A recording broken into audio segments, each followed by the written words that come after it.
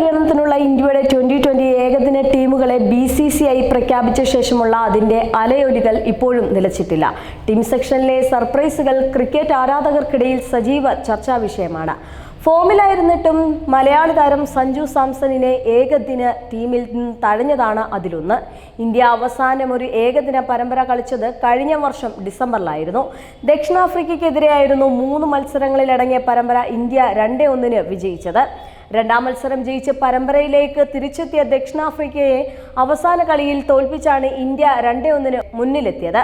78 റൺസിന് വിജയിച്ചപ്പോൾ സെഞ്ചുറി നേടി കിളിയിലെ താരമായത് മലയാളി താരം സഞ്ജു സാംസൺ തന്നെയായിരുന്നു.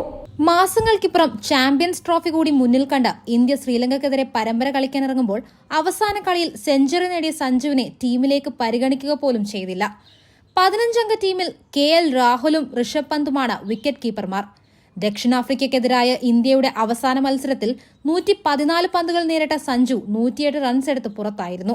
ഏകദിന ശൈലിയിൽ ബാറ്റ് വീശിയ മലയാളി താരം 3 സിക്സറുകളും 6 ഫോറുകളുമാണ് ബൗണ്ടറി കടത്തിയത്. റിസാഡ് വില്യംസിന്റെ പന്തിൽ റീസ ഹെൻറിക്സ് ക്യാച്ച് എടുത്താണ് മത്സരത്തിൽ സഞ്ജുവിനെ പുറത്താക്കിയത്. ഹർദിക് പാണ്ഡ്യയെ പിൻസീറ്റിലേക്ക് മാറ്റി സൂര്യകുമാർ യാദവിനെ T20യിൽ ഇന്ത്യയുടെ സ്ഥിരം നായകനായി അവരോധിച്ചതും അപ്രതീക്ഷിത നീക്കമായിരുന്നു. T20 ലോകകപ്പിൽ ഇന്ത്യയുടെ വൈസ് ക്യാപ്റ്റനായിരുന്നു ഹാർദിക്. രോഹിത് ശർമ്മ കളിക്കാതിരുന്ന കാലത്ത് ക്യാപ്റ്റനും. എന്നിട്ടും വൈസ് ക്യാപ്റ്റൻ സ്ഥാനം പോലും നൽകിയില്ല. യുവതാരം ശുഭ്മാൻ ഗിൽ ആണ് ഇനി T20 ഏകദിന ഫോർമാറ്റുകളിൽ ഇന്ത്യയുടെ ഉപനായകൻ. മുഖ്യ പരിശീലകനായി ഗൗതം ഗംഭീർ ചുമതലയേറ്റ ശേഷമുള്ള ഇന്ത്യൻ ടീമിന്റെ ആദ്യ പരീക്ഷണമെന്ന നിലയിൽ ടീം തെരഞ്ഞെടുപ്പിന് സവിശേഷത പ്രാധാന്യമുണ്ട്. ഗംഭീറിന്റെയും ചീഫ് സെലക്ടർ അജിത് അഗാർക്കറിന്റെയും താൽപര്യങ്ങൾക്കനുസൃതമായിട്ടാണ് സൂര്യകുമാറിനെയും ശുഭ്മാനെയും നായകന്മാരാക്കി ഉയർത്തിക്കൊണ്ടുവരുന്നത്. വിശ്രമം ആഗ്രഹിച്ചിരുന്ന രോഹിത് ശർമ്മയും വിരാട് കോഹ്ലിയും തിരിച്ചെത്തിയത് ഗംഭീറിന്റെ അഭ്യർത്ഥന അനുസരിച്ചാണ് താനും. എന്നാൽ സഞ്ജു സാംസൺ ഗൗതം ഗംഭീറിന്റെ ഏകദിന സംഘത്തിൽ ഇല്ലാതെ പോയതാണ് പലരെയും അത്ഭുതപ്പെടുത്തുന്നത്. സാമൂഹിക മാധ്യമങ്ങളിലും ഇത് ചർച്ചയായി. സഞ്ജു എന്ന ബാറ്റിംഗ് പ്രതിഭയെക്കുറിച്ച് ഗൗതം ഗംഭീർ മുമ്പ് ഇന്റർവ്യൂവിൽ നടത്തിയ പരാമർശങ്ങൾ നെറ്റിസൻസ് കുത്തിപ്പൊക്കിയതോടെ അത് വൈറലായി. സഞ്ജുവിനെ കളിപ്പിക്കാത്തത് ഇന്ത്യക്ക് വലിയ നഷ്ടമായിരിക്കുമെന്ന് ഗംഭീർ ഈ വീഡിയോയിൽ പറയുന്നുണ്ട്. വിരാട് കോഹ്ലി, രോഹിത് ശർമ്മ എന്നിവരെ പോലെ തന്നെ പ്രോത്സാഹിപ്പിക്കേണ്ട താരമാണ് സഞ്ജുവെന്നും ലോകത്തിലെ 1-ാം നമ്പർ ബാറ്ററായി അദ്ദേഹം മാറുമെന്നും ഗംഭീർ പറയുന്നുണ്ട്. കഴിഞ്ഞ ഡിസംബറിൽ അവസാനമായി കളിച്ച ഏകദിനത്തിൽ സഞ്ജു തകർപ്പൻ സെഞ്ചുറി നേടിയിരുന്നു. ദക്ഷിണാഫ്രിക്കയ്ക്കെതിരായ മാച്ച് വിന്നിംഗ് സെഞ്ചുറിയായിരുന്നു ഇത്.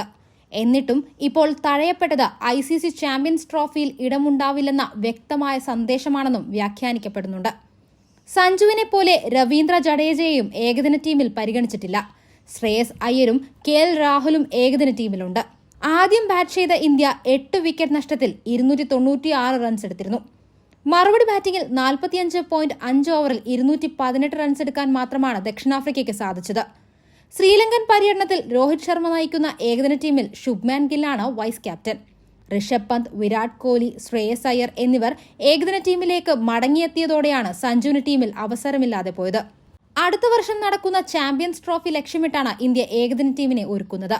അച്ചടക്ക നടപടിയുടെ പേരിൽ BCCIയുടെ വാർഷിക കരാറിൽ നിന്നും പുറത്തായ ശ്രേയസ് അയ്യർ ഏകദിന ടീമിലേക്ക് തിരിച്ചെത്തിയിട്ടുണ്ട്. ആഭ്യന്തര മത്സരങ്ങൾ കളിക്കുന്നതിന്റെ പേരിൽ BCCIയുമായി ഇടഞ്ഞതോടെയാണ് ശ്രേയസ് കരാറിൽ നിന്ന് പുറത്തായത്. T20 ലോകകപ്പിനുള്ള ടീമിലും അയ്യർക്ക് ഇടമുണ്ടായിരുന്നില്ല. 2024 IPLൽ ശ്രേയസ് അയ്യർ നയിച്ച കൊൽക്കത്ത നൈറ്റ് റൈഡേഴ്സ് കിരീടം നേടിയിരുന്നു.